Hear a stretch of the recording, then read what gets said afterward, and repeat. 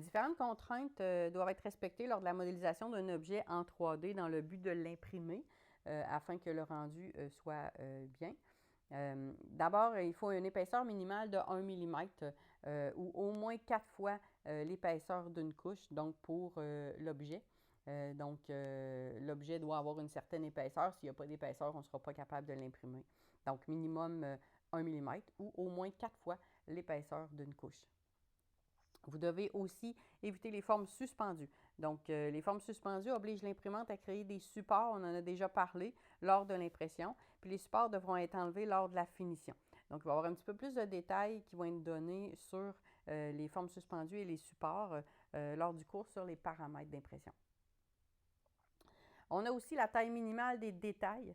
Donc, lorsqu'il y a des détails sur un objet à imprimer, on exige là, idéalement qu'il y ait minimum 0,6 mm de largeur, puis 2 mm de hauteur pour qu'on puisse les imprimer comme il faut.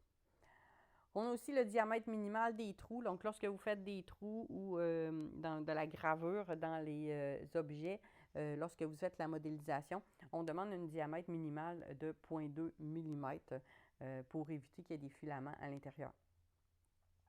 Le jeu minimal entre les pièces qui s'emboîtent est de 0,5 mm. Donc, des pièces, lorsqu'on a deux pièces pour faire fabriquer un objet et qu'une s'emboîte dans l'autre, on veut qu'il y ait un jeu minimal de 0,5 mm pour que l'objet le plus petit puisse entrer comme il faut dans l'objet le plus gros. Et ensuite, on vous recommande fortement de consulter les instructions de l'imprimante. Donc, les différentes imprimantes ont leurs propres caractéristiques. C'est possible que votre imprimante demande certaines contraintes à respecter, donc vous donne certaines contraintes à respecter.